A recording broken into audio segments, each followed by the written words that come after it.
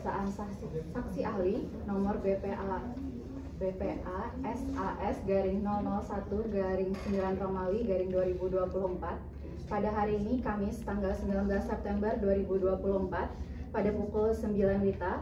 Saya Nur Saida Pipah dengan NIM P 0713221033 dengan jabatan penyidik pada kantor Poltekkes Kemenkes Banjarmasin tersebut di atas berdasarkan surat perintah penyidik nomor sprindik garing 001 garing 9 Romawi garing 2024 tanggal 3 September 2024 telah melakukan pemeriksaan seorang yang belum saya kenal mengaku bernama Rasulullah Hartini. Lahir Tanggal lahir 30 Juni 1977.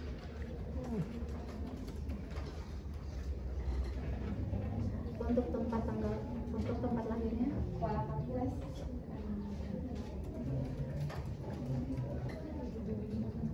agama, Islam. pekerjaan, PNS. suku, Banjar. tempat tinggal sekarang, Banjar Baru. ia didengar keterangannya sebagai ahli dalam perkara tindak pidana pencemaran air sungai sebagaimana yang dimaksud dalam pasal 99 sehubungan dengan laporan kejadian nomor LK garing 01 garing 8 Romawi garing 2024 tanggal 15 Agustus 2024. Sebelum melakukan pemeriksaan ahli lebih lanjut, dipersilakan kepada petugas yang bertugas untuk melakukan pengambilan sumpah.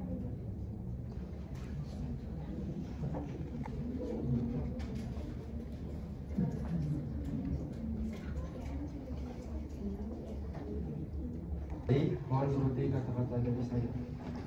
Demi Allah saya bersumpah bahwa saya sebagai ahli telah atau memberikan keterangan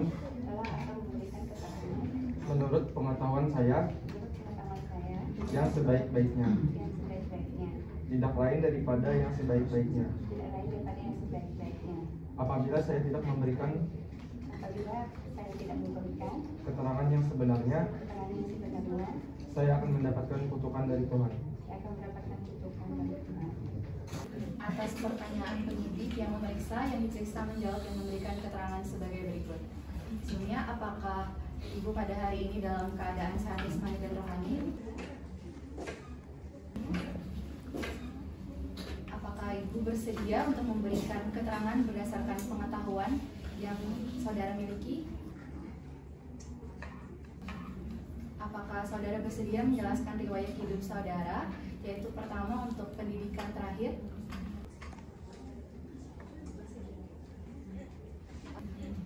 Kalau boleh tahu untuk riwayat pendidikan terakhirnya?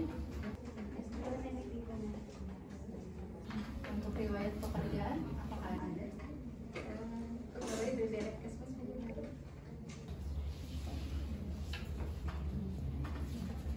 Baik, selanjutnya ada beberapa pertanyaan dari saya Bu kepada Ibu sebagai ahli lingkungan.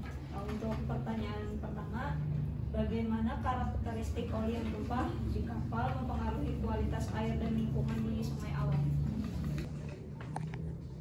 Untuk saya jawab, jadi kalau menurut saya oli itu kan sebagai berbentuk kalau dia mencemari katakanlah perairan, baik itu sungai, laut, karena kan sifatnya oli itu minyak itu dengan air itu tidak bisa bercampur, ya dan itu tidak bisa bercampur, dia kan akan mengapung di permukaan, itu juga akan menjadi bahaya bagi hewan ikan-ikan yang ada di sana, dan juga makhluk-makhluk hidup yang sekitarnya, tidak hanya ikan, mungkin ada penyu-penyu kecil atau apa itu kalau di laut. Selain itu juga mengaku juga terhadap kita, kan baca kayak rantai makanan. Kalau kita mau makan ikannya, itu juga kita akan beresiko karena oli itu mengandung bahan kimia yang masuk dalam B3. Pertanyaan kedua, apa dampak langsung dan jangka panjang dari tumpahan oli terhadap ekosistem sungai? Pasti merusak karena itu sudah ada pencemaran keberlanjutan ekosistem yang di laut itu juga akan terhambat. Seperti tadi saya jelaskan, ikan-ikan, makhluk-makhluk hidup yang ada di laut itu pasti kehidupannya akan terganggu. Itu ada daya tahan tubuhnya kan masing-masingnya. Setiap kita juga punya dosis kemampuan untuk menerima. Nah, kayak kita misalnya ada baku mutunya, kenapa? Karena dari situ kita tidak bisa gitu ya. Di atas berat badan itu kan bahaya bagi tubuh kita. Contohnya aja, misalnya di air sumur aja. Misalnya besi terlalu tinggi bagi kita, itu kan akan berisiko juga. Atau misalnya kalsium yang terlalu tinggi bagi kita, kesehatan itu kan akan menyebabkan penyakit apa kayak ginjal ya, kan kayak gitu. Karena kalau misalnya terlalu banyak, apalagi kalau misalnya itu sudah kategori limbah jadi biara.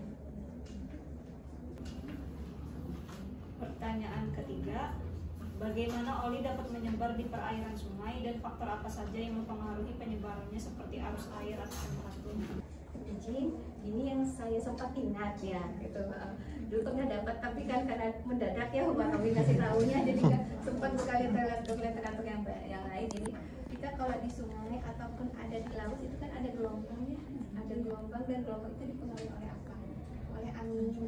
Nah, jadi kalau pergerakan gelombang itu yang bisa namanya arus dari hulu ke hilir. Jadi misalnya ada pencemaran di hulu, pastilah nanti akan muncul juga.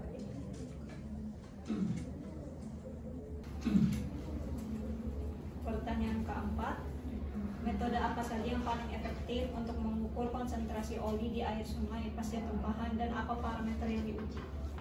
Kalau parameter diuji, boleh saya jawab yang parameter dulu ya. Parameter yang diuji pastilah minyak. Ya. Terus kita harus tahu kalau di dalam kandungan oli itu apa aja. Misalnya ada mengandung logam ataupun yang lain-lain, itu juga harus diuji. Gitu. Karena itu kan termasuk P3 ya, seperti saya tadi bilang. Kalau metode pengambilannya maksudnya ya, metode yang paling efektif untuk mengukur konsentrasinya.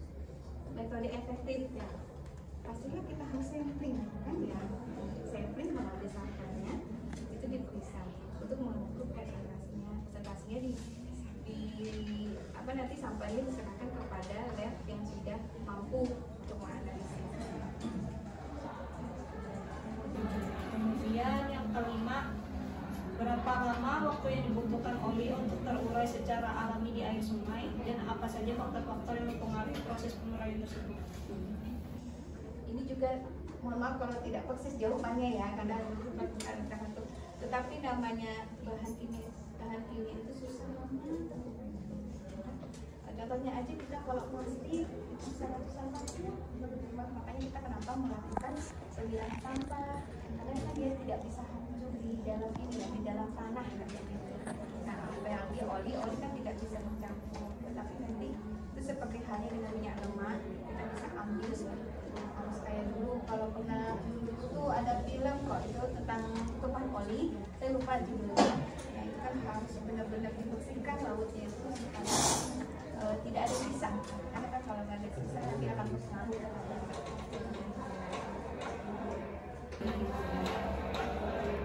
Untuk pertanyaan selanjutnya akan dilanjutkan dengan rekan saya, Bu.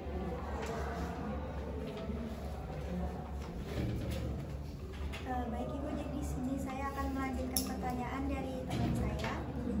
Pertanyaan selanjutnya yaitu bagaimana strategi pengendalian pencemaran sungai akibat tumpahan oli dan apa saja teknik pemulihan lingkungan yang bisa diterapkan?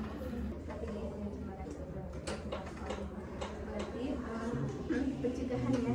Kalau kita bicara pencegahan, baik kita orang kesehatan kan lebih baik mencegah daripada mengobati. Jadi pencegahan itu pengelolaannya harus benar-benar, karena oli itu termasuk dalam kategori limbah B3. Contohnya kayak kita kantor di sini juga, kantor kami juga sebelah kan punya genset. Genset itu ada juga kan dia untuk dia bekerja ya, gensetnya itu kan ada oli. Nah itu oli, setelah oli bekas, itu termasuk B3. Jadi kita tidak boleh sembarangan. Nah, kita harus melakukan pengelolaan harus dengan pihak ketiga sampai ke sana. Demikian juga kalau di laut ya, kita cuma beda, katakanlah beda tempat ya, darat dan laut, tetapi polutannya tetap sama. Pengelolaan kita harus tetap melakukan baik tidak akan mengakibatkan bencana. Yang terakhir tadi apa? Mohon maaf. Selain strategi, Apa saja teknik pemulihan lingkungan yang bisa kita lakukan? teknik pemulihan lingkungan.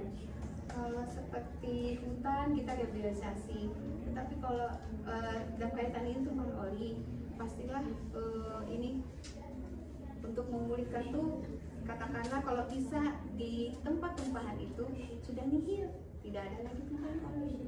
Tapi kan pasti tidak mungkin ya 100%, pasti ada sedikit, tetapi komposisinya mungkin tidak membahayakan lagi. Untuk pertanyaan selanjutnya yaitu seberapa besar resiko kesehatan yang ditimbulkan bagi penduduk sekitar yang mungkin terpapar tumpahan oli baik melalui kontak langsung dan air maupun konsumsi ikan yang tercemar. Kalau secara spesifik, mohon maaf lagi, literaturnya belum lupa saya baca, itu mungkin nanti bisa kuasin ya, itu bisa aku coba. Itu, tapi kalau kita berbicara bahan limbah B3, itu apa kepanjangannya boleh saya tahu lagi? Limbah ya, itu kan sangat berbahaya.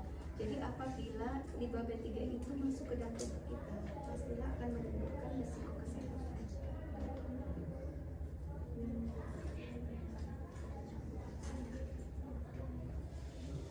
Baik Bu, untuk pertanyaan selanjutnya yaitu apakah ada dampak berbeda antara oli yang sudah lama tenggelam di kapal dengan oli yang baru tumpah di sungai dan bagaimana perbedaan penanganannya? Baik Bu, untuk pertanyaan selanjutnya yaitu apakah ada dampak berbeda antara oli yang sudah lama tenggelam di kapal dengan oli yang baru tumpah di sungai dan bagaimana perbedaan penanganannya? Sekali lagi ini menurut pendapat saya, mungkin literaturnya belum didukung sama literatur. Itu kalau menurut saya, kalau dia baru aja dia ditumpahkan, cepatlah ditangani. Sama kayak kita juga dengar, kan saya juga itu ada tambahan bahan kimia, cepatlah itu. Makanya di lab juga tersedia spirit atau apa. Kalau cepat contohnya juga, kalau misalnya mungkin anak-anak sekalian pernah ngisi bensin gitu ya, nanti di pom bensin ada tumpahan bensin, cepat itu. Makanya yang di samping itu kan ada yang bawa sampah itu seperti bak sampah, jadi isinya pasir. Pasir itu untuk menyerap sebagai absorban. Seperti itu juga. Kalau dia baru aja kan kita masih bisa ya. Kalau misalnya udah lama itu terjadi tumpahan mungkin sudah sampai dari hulu, mungkin sudah ke hilir sana, jauh sudah jatuhnya. Untuk pertanyaan terakhir Bu, apakah oli yang tumpah dapat terjebak di tumbuhan air atau bebatuan di sekitar sungai? Dan bagaimana dampak serta cara pembersihan? Kalau menurut saya mungkin sekali, karena kan dia kalau oli itu cairannya sifatnya kalau air ataupun apa yang bersifat cairan itu transfermen dari tempat yang tinggi ke rendah gitu ya. Tapi kalau tanah itu kemungkinan sekali karena terjadinya tanah itu kayak menyerap gitu kan ya, kayak seperti ya bersifat absorben juga, jadi lanjut.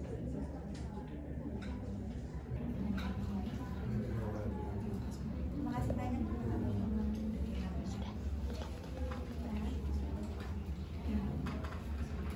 Baik, terima kasih sebelumnya kepada Ibu sebagai saksi ahli.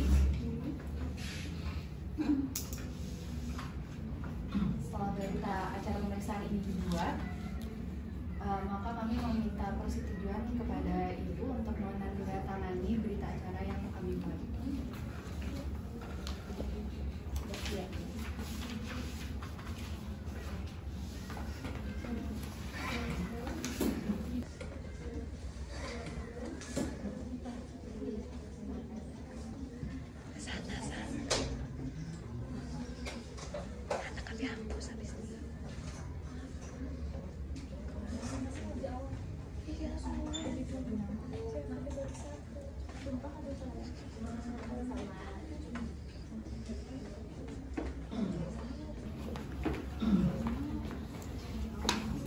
Demikian berita acara pemeriksaan yang dibuat dengan sebenarnya atas kekuatan sumpah jabatan, kemudian ditutup dan ditandatangani di Poltekkes Kemenkes Banjarmasin pada hari dan tanggal tersebut di atas.